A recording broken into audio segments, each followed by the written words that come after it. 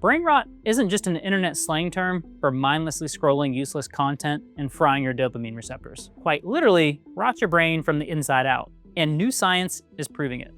It destroys focus, traps you in a cycle of constant fatigue until all of your free hours are spent numbingly scrolling, chasing that next dopamine hit, and quite literally reshapes your brain in real, measurable, physical ways. But there's good news. This damage isn't permanent, and there is a way to reverse it. But the longer you wait, the harder it is to do so.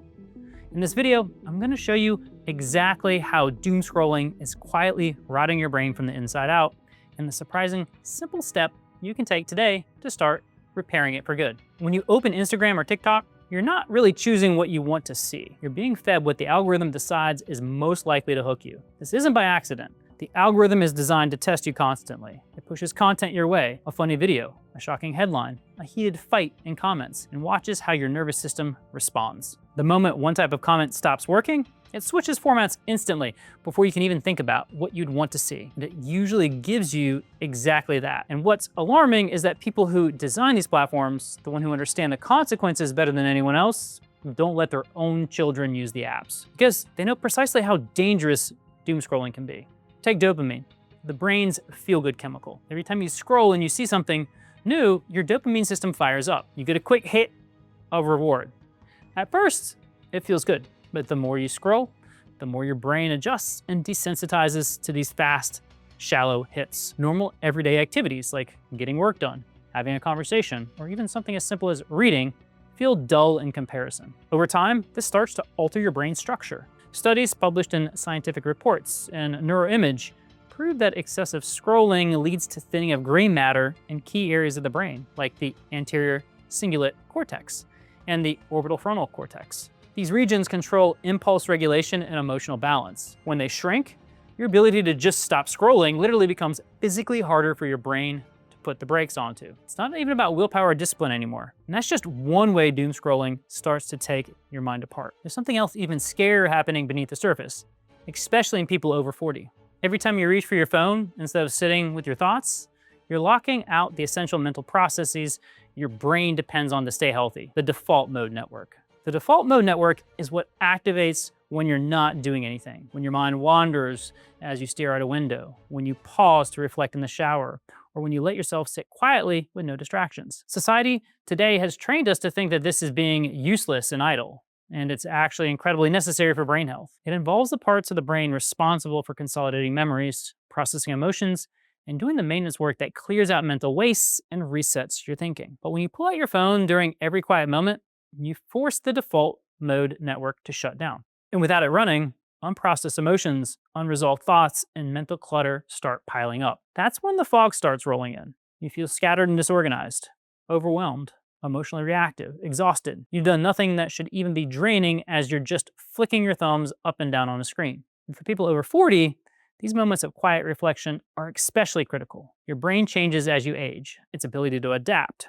what neuroscientists call neuroplasticity, slows down, meaning damage takes longer to repair. Dopamine desensitization gets harder to reverse. The natural thinning of the prefrontal cortex accelerates, and adding constant digital stimulation on top of that only makes everything worse. I'd rather not give you some generic advice like just stop using your phone. That would be useless, because doom scrolling isn't just a bad habit or a guilty pleasure. It physically reshapes the structure and rhythm of your brain.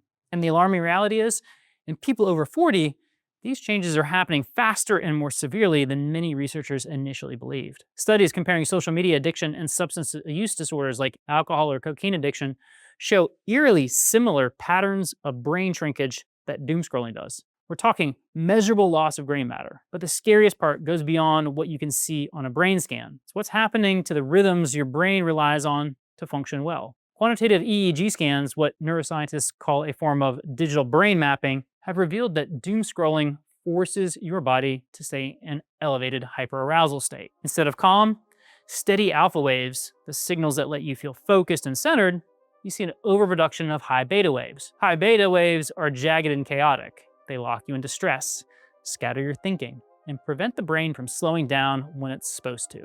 But that's not all. When you lock out the default mode network for hours, days, or years, you also block one of the brain's most critical processes, synaptic pruning. Synaptic pruning clears out unnecessary neural connections and allows your brain to operate more efficiently. Without it, your brain essentially clogs itself, leading to the scattered, foggy, exhausted most doom scrollers describe. And here's the harsh truth. You might decide to stop scrolling today, and that's a good first step, but it won't fix the rewiring and structural damage that's already been done. Because the issue isn't the behavior itself, it's the neurological changes that behavior caused. That stays, but it doesn't have to. So how do you reverse the damage? How do you hit the reset on patterns that have been reshaping your brain for years? Fortunately, there's a way to see exactly where the damage is down to the specific regions of your brain that have been affected.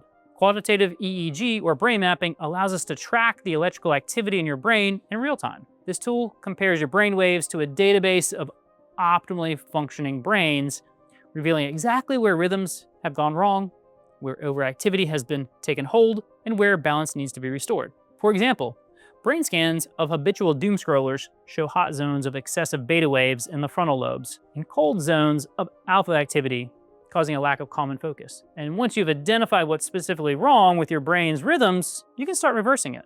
During a brain mapping session, you sit in a chair. A technician places a cap fitted with sensors, typically 19 to 32 electrodes across your scalp. These sensors are picking up the electrical activity generated by millions of neurons firing in patterns. Those electrical signals are translated into brainwave frequencies, and each frequency tells a different story. For example, delta waves are the slowest deep sleep territory. Theta sits just above that, the relaxed, daydreamy memory consolidation state we talked about in the last section. Alpha is the calm, present, eyes open but relaxed frequency. It's the state a meditator spends a lot of time in, and the state most associated with being focused without being stressed. Beta is your active working state, engaged processing, problem solving. And high beta sits at the top end of the range is your alarm system. It's the frequency of your brain produces when it perceives urgency, threat, or needs to scan rapidly for information. A healthy, well-regulated brain moves fluidly between these states depending on what the moment demands. It can ramp up into beta when you need to concentrate, settle into alpha when the task is complete, drop into theta when you're unwinding, and cycle through delta during sleep. When you doom scroll, your brain shows a high beta dominant pattern in the frontal lobes. And because the frontal lobes are where your working memory is, this constant high beta noise is essentially jamming the signal. The second thing is low alpha in the prefrontal region. Alpha is the calm focus state. In many of the scans we see from people reporting attention and memory difficulties, alpha is almost absent in the front of the brain. This one single habit of doom scrolling is dysregulating your brainwave patterns that's making it harder for you to function properly. You know that doom scrolling is not just affecting you at the surface level, it's affecting deep inside your brainwave patterns. You also know that the specific brainwaves link to this, so you can take the right next step to fix it. Because your brain is highly vulnerable and recoverable. It's just pushed out of its natural rhythm, but it hasn't forgotten what that rhythm feels like.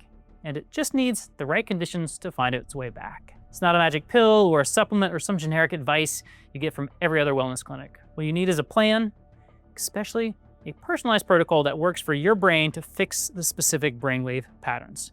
This is where neurofeedback comes in.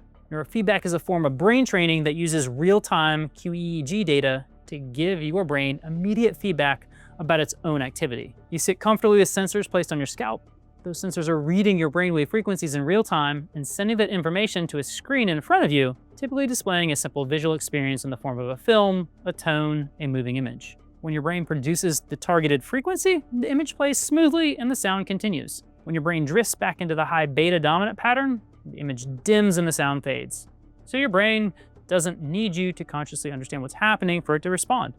The feedback is operating below the level of deliberate thought. People often report feeling better after just a few sessions, but you can only see results if you have a specific protocol designed according to your brain and health goals. This is why at Vive Wellness, we built our Brain Bloom program. The program begins with a full qEEG brain mapping assessment that creates a detailed picture of your unique neural patterns, where your frequencies are dysregulated, and which regions are underperforming. And then the map becomes the foundation for a personalized protocol built around your specific profile, your specific goals, and where you specifically are in life. Because a 43-year-old woman experiencing motivation loss after years of doom scrolling has a different brain map than a 55-year-old man whose primary complaint is memory retrieval. And if you want to see your specific patterns, the link is in the description below.